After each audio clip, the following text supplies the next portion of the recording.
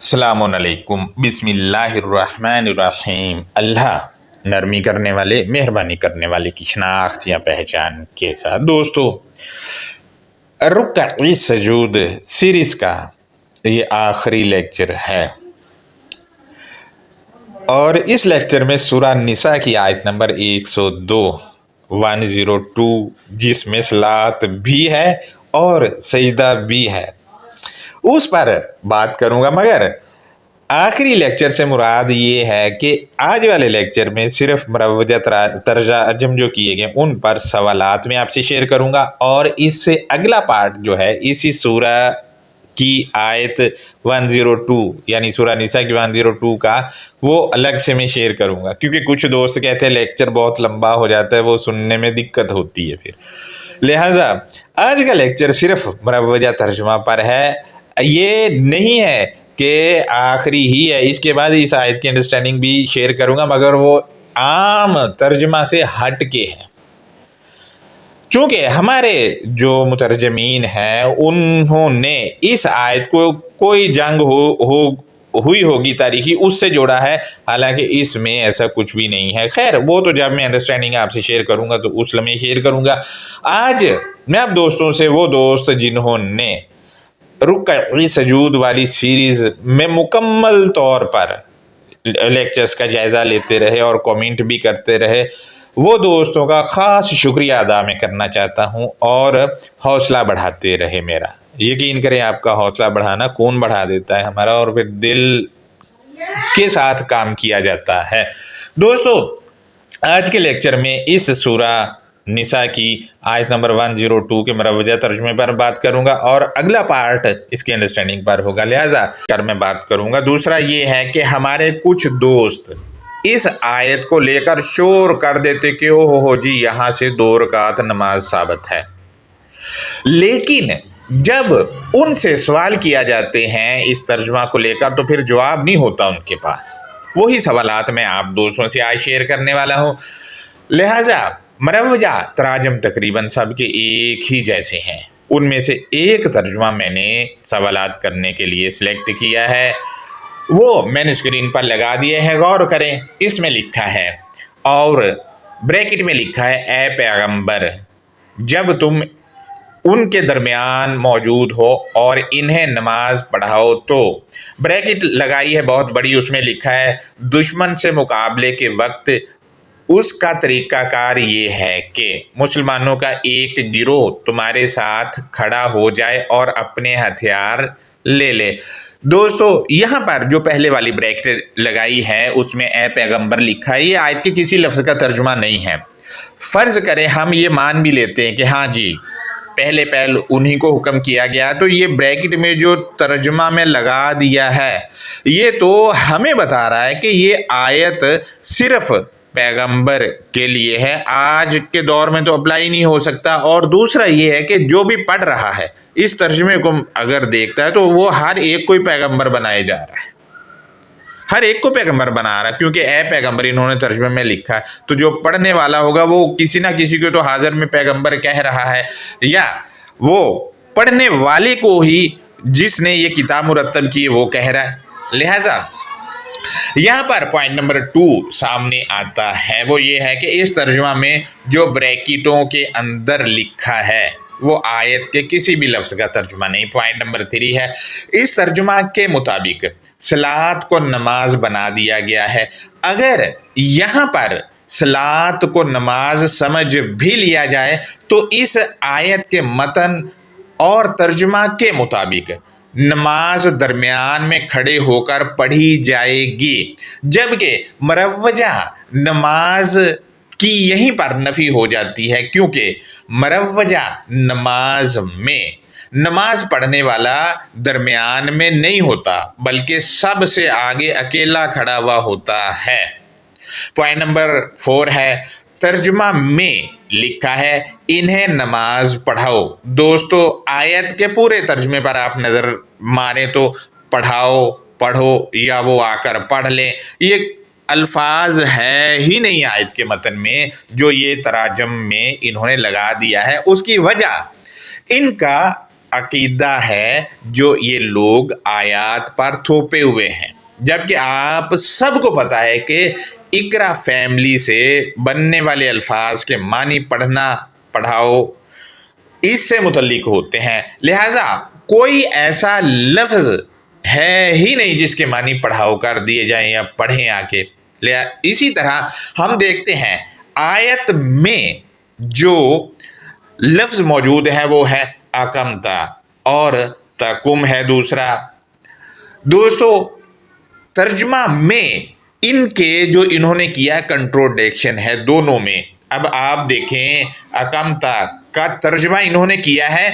موجود سے متعلق، اور تقم کا ترجمہ پڑھاؤ کر دیا ہے، انہوں نے پڑھنے سے متعلق کر دیا ہے۔ مزید اس ترجمہ سے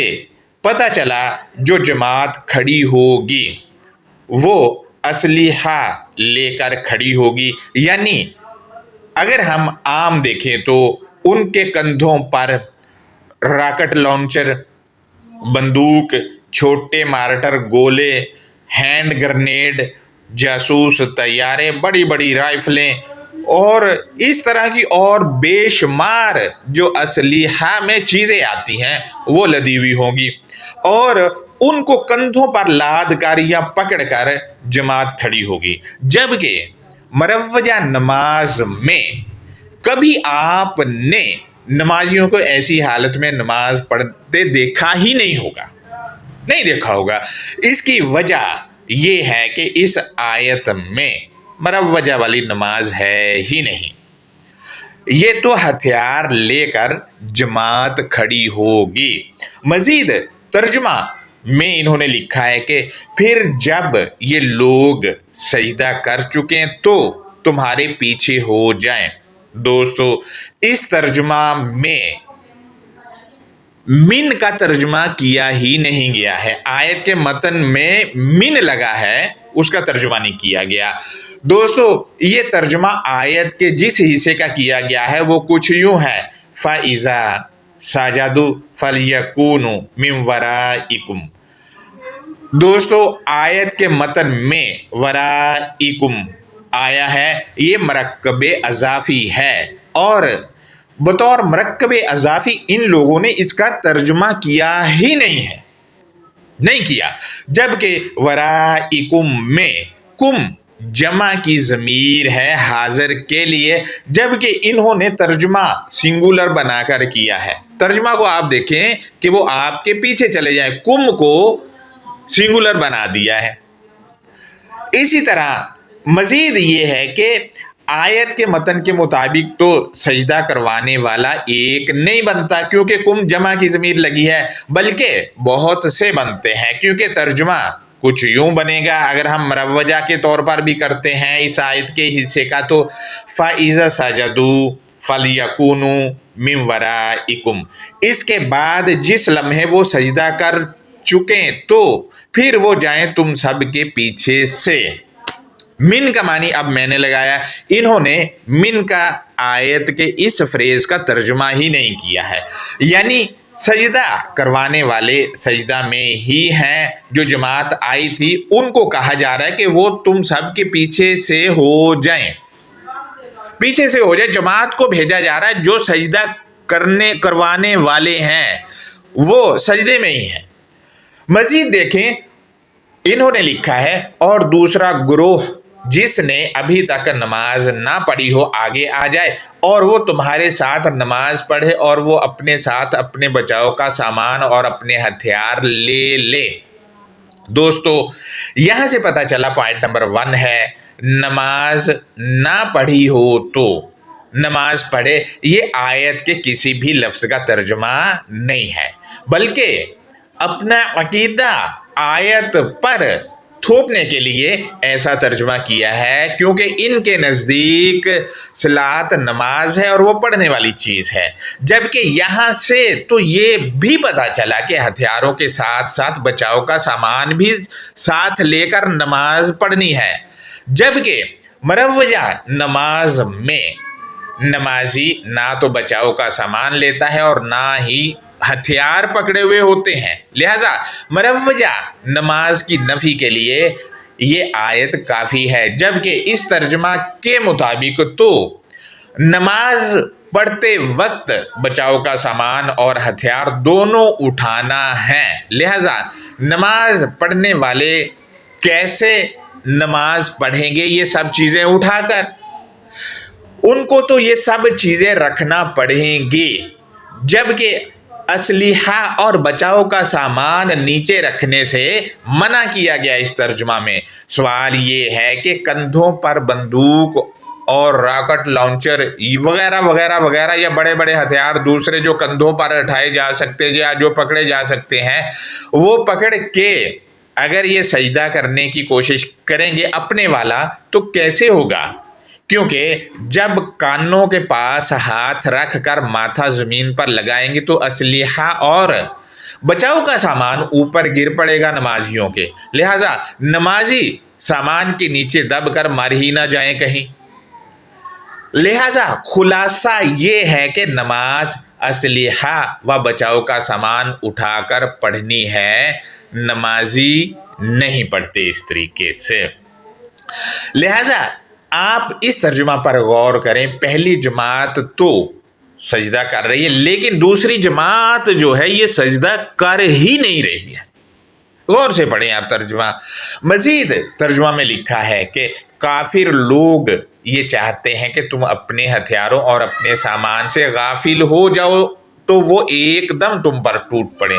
دوستو، مروجہ نماز میں تو نمازی اپنا دھیان نماز کی طرف رکھتا ہے، یہ سب آپ دوستوں کو پتا ہے۔ لہٰذا یہاں آیت میں کون سی صلاۃ ہے جس میں دھیان صرف اور صرف ہتھیاروں کی طرف ہوگا؟ نماز اور سجدہ میں اگر ہتھیاروں سے غافل ہوئے تو دشمن ٹوٹ پڑے گا، لہذا مکمل دھیان جو ہے وہ اسلحہ اور بچاؤ کے سامان پر ہونا ہے۔ جبکہ اگر یہاں پر مروجہ والی نماز ہے تو سجدہ میں ماتھا زمین پر اور ہاتھ کانوں کے پاس ہوں گے تو دشمن پر نظر ہی نہیں رہے گی۔ ایسی صورت میں دشمن حملہ کر کے ویسے ہی کچومر نکال دے گا۔ لہذا سجدہ میں سبحان ربی الاعلی نہیں بلکہ ہتھیاروں کی طرف دھیان اور ہر طرح کی توجہ رکھنی ہے، یہی فرض ہے۔ اس آیت کے مطابق مزید ترجمہ آپ دیکھیں جو انہوں نے کیا، وہ لکھا ہے اور اگر تمہیں بارش کی وجہ سے تکلیف یا تم بیمار ہو تو اس میں بھی تم پر کوئی گناہ نہیں کہ تم اپنے ہتھیار اتار کر رکھ دو، ہاں اپنے بچاؤ کا سامان اٹھائے رکھو۔ دوستو، یہاں سے پتہ چل رہا ہے کہ اسلحہ صرف بارش کی تکلیف یا بیماری میں رکھنا ہے، لیکن بچاؤ کا سامان تب بھی اٹھا کر رکھنا ہے۔ لہذا بارش یا بیماری کے علاوہ اسلحہ رکھنے کی اجازت ہی نہیں ہے۔ لہذا اس آیت کے مطابق نماز اور سجدہ میں اسلحہ اور بچاؤ کا سامان اٹھا کر رکھنا ہے۔ بارش کی صورت میں اسلحہ رکھنے کی کہا گیا ہے، لیکن بچاؤ کا سامان پھر بھی اٹھا کر رکھنا ہے اور توجہ صرف اور صرف اسلحہ اور بچاؤ کے سامان کی طرف رکھنی ہے، لیکن ہمارے نمازی کہتے ہیں کہ وہ اللہ کی طرف رکھنی ہے جی۔ دوسرا، یہ مروجہ ترجمہ کو لے کر کچھ چیزیں ہیں جو میں آپ سے شیئر کر رہا ہوں، جبکہ اگر ہم دیکھیں تو یہاں یہ کون سا اسلحہ ہے جو صرف بارش یا تکلیف میں رکھنا ہے ورنہ رکھنا ہی نہیں ہے۔ اب آپ دیکھیں ویسے ہی کچومر نکل جائے گا، جب راکٹ لانچر کندھے پہ رکھا ہو یا کوئی وزنی بندوق رکھی کچومر نکل جائے گا، رکھنے کی اجازت ہی نہیں۔ یہی ترجمہ بتا رہا ہے کہ یہ ہتھیار بندوق پستول کی بات ہی نہیں ہو رہی یہاں پہ، کیونکہ وہ تو مطلب ایک جنگ میں بھی بندہ ہے تو وہ کتنے گھنٹے اٹھا کے رکھے گا۔ راکٹ لانچر دیکھ لیں، مطلب وہ کتنے گھنٹے اٹھا سکتا ہے، لیکن یہاں اسلحہ صرف وہ ہے جو بارش میں رکھنا ہے یا بیماری کی حالت میں، ورنہ اٹھا کے رکھنا، اور بچاؤ کا سامان تو رکھنا ہی نہیں ہے، رکھنا ہی نہیں ہے۔ خود سوچیں آپ اس ترجمہ کو مد نظر رکھ کے آپ تھوڑا سا بھی سوچیں گے تو یہاں سے آپ کو پتہ چلے گا کہ یہ وہ والی چیز ہے ہی نہیں جو ہمیں آج تک بتائی جاتی رہی ہے۔ یہ کچھ معلومات اور کچھ چیزیں تھی جو میں نے آپ سے شیئر کی ہیں۔ لہٰذا دوستو یہ ہمارا آج کا لیکچر تھا مروجہ ترجمہ کو لے کر۔ اگلے لیکچر میں اس آیت کی انڈرسٹینڈنگ میں آپ سے شیئر کروں گا، لہٰذا جڑے رہیں، اور وہ رکع سجود سیریز کا آخری لیکچر ہوگا، اور نیکسٹ ٹاپک جو ہے جس پر سیریز کی جائے گی وہ ہے مسجد پر لیکچر کیے جائیں گے۔ وہ تو تقریباً 15-16 لیکچر ہی ہوں گے، اس سے زیادہ نہیں، وہ تو جلدی ہمارا تقریباً 1-1.5 مہینے میں ختم ہو جائے گا، اور اس کے بعد صلاۃ پہ لیکچر کریں گے۔ آج کا لیکچر صلاۃ پر نہیں، مگر اس میں میں نیکسٹ والا لیکچر جو ہے اس میں شیئر کروں گا، مگر مکمل اس پر تفصیل سے بات تب کریں گے جب صلاۃ پر لیکچر کیا جائے گا۔ لہٰذا اللہ حافظ، اپنا بہت زیادہ خیال رکھیں۔